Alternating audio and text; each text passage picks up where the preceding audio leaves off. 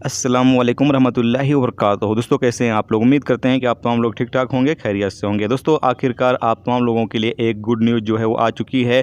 India, Pakistan, Bangladesh, Nepal और मिस्र के जो लोग हैं उन लोगों को डायरेक्ट एंट्री करने की परमिशन जो है वो DGCA की तरफ से जारी कर दी गई है। जी हाँ दोस्तों, DGCA की तरफ से जो सर्कुलर है वो जारी कर दिया गया है। जैसा कि आप सामने स्क्रीन पर जो है वो देख सकते हैं। अब इन 6 देशों के जो नागरिक हैं वो कुवैत में डायरेक्ट एंट्री कर सकते हैं। आप लोग जो है वो फ़्लाइट की बुकिंग कर सकते हैं और कुवैत के अंदर डायरेक्ट आप एंट्री कर सकते हैं। सबसे पहले आपको बता दें कि अभी बताया गया है कि जो पहली फ़्लाइट है वो मिस्र से आएगी और दूसरी जो फ़्लाइट है वो इंडिया से 2 फ़्लाइट जो हैं वो आएंगी। यानी कि जुमेरात की सुबह में पहली जो फ़्लाइट है वो मिस्र से आएगी, उसके बाद 2 फ़्लाइट जो है वो इंडिया से आएंगी। तो आप लोग जो है वो फ़्लाइट की बुकिंग कर सकते हैं। यहाँ पर कुछ गाइडलाइन जारी की गई है जिसके बारे में आपको जानना बेहद ज़रूरी है, क्योंकि अगर आप गाइडलाइन को फॉलो नहीं करते हैं जो मिनिस्ट्री ऑफ हेल्थ की तरफ से जारी किए गए हैं तो फिर आपको जो है वो एंट्री करने में दिक्कत हो सकती है। सबसे पहले आपका जो सर्टिफिकेट है वो आपने मिनिस्ट्री की वेबसाइट पर अपलोड कर चुके हैं और आपको अप्रूवल मिल चुका है, तो आप तमाम लोग जो है वो कुवैत का सफ़र कर सकते हैं। अगर अभी तक आपने अपना सर्टिफिकेट जो है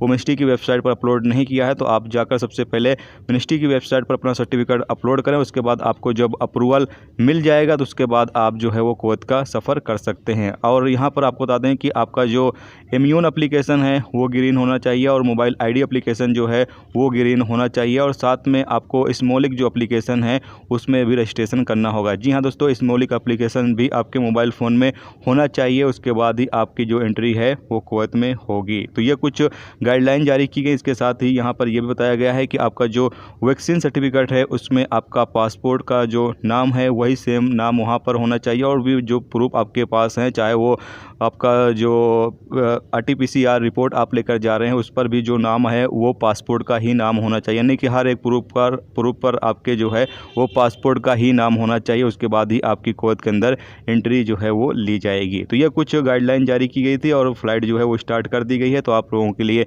खुशखबरी है। तो उम्मीद करता हूँ ये वीडियो आपको पसंद आई होगी। पसंद आई वीडियो को लाइक ज़्यादा से ज़्यादा करें और अपने दोस्तों के साथ शेयर भी करें, और चैनल पर नए हो, पहली मरतबा आए हो तो चैनल को भी सब्सक्राइब कर लें, क्योंकि यहाँ पर आपको कुवैत के हवाले से जो भी ताज़ा तरीन अपडेट, ताज़ा तरीन जानकारी होगी वो आप लोगों के साथ शेयर की जाती रहेगी। चलिए फिर मिलते हैं नेक्स्ट टॉपिक के साथ। जब तक रखिए अपना ख्याल, रखिए। खुदा।